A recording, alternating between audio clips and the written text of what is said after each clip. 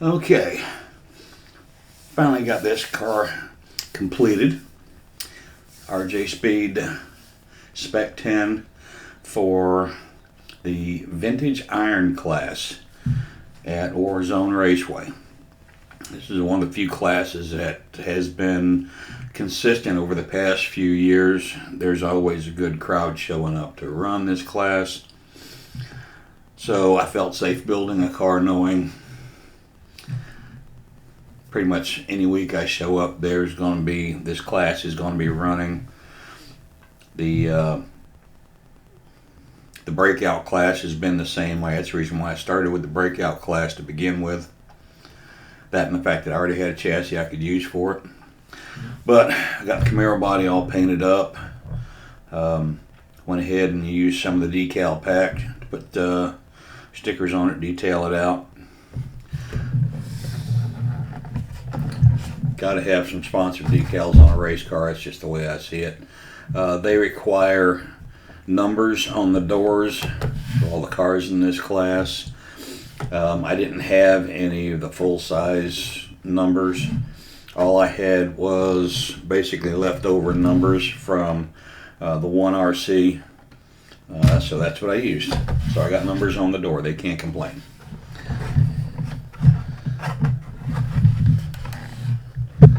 Even did the back end of the car up with the taillights and a tag.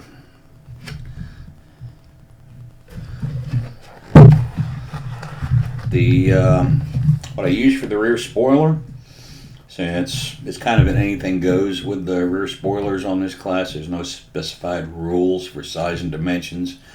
What I used was the piece of overmolding that came off the bottom and flow out the back from the original body mold. I cut that off and it fits pretty well wrapping around the back end of the car. I've got it held in place with 5 screws and nuts, and the flat section is just sticking up, the 2 ends. I fold it over for the side dams on the spoiler, and we'll see how well it works. Let's take the body off and we'll get into the rest of it.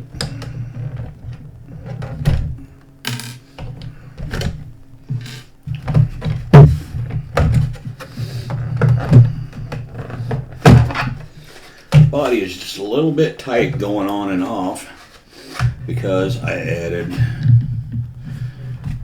foam to the front bumper to help support the nose of the car for when I'm giving somebody the chrome horn. I want to make sure this front end doesn't buckle all the time and start fracturing the body across the tops of the fenders. Make the body last a whole lot longer.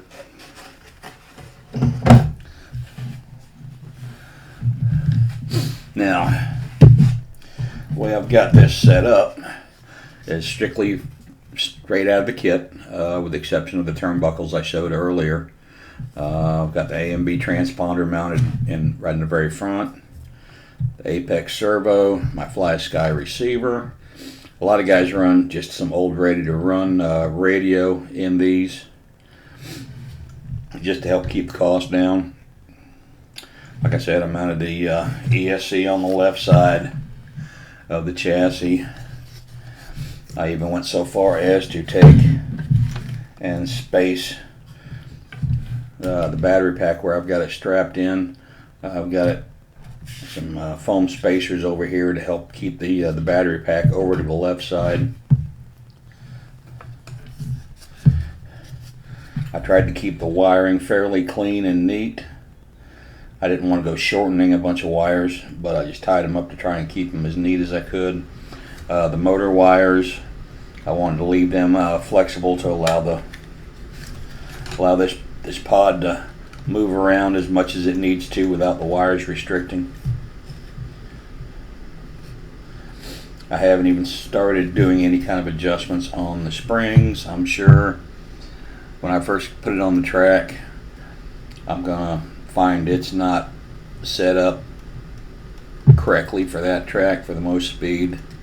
I'll be surprised if I'm that lucky that I put it down and it's running where I need it. I'm sure I'll have to do more to it. As far as the motor goes, I did break in the brushes. I used the water bath method of breaking in the brushed motor. But that's about it, and I'll be posting some videos of the races, so keep an eye out for the orange and yellow Camaros. That's what I run in this vintage iron class and in the breakout class, my other car. It's an orange and yellow Camaro. It's a newer style Camaro, but like I said, this is a vintage iron class. They're all vintage bodies. Most of the guys are using either Camaros or Mustangs, anywhere from the mid 60s to early 70s bodies.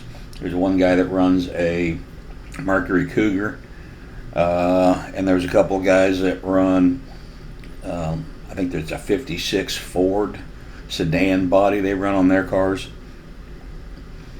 But the bodies for this type of class can be found. RJSpeed has them. McAllister Racing has vintage style bodies, and of course, you know, Proline and Protoform have their vintage Trans Am bodies. So they all work. The wheelbase is just a tad longer on this than a typical touring car, so expect to have to move the rear wheel openings back just a little bit to fit a chassis like this, as opposed to a touring car chassis. But other than that, it fits great, and I'm sure it'll work just fine. So wish me luck, and don't forget to give me a thumbs up.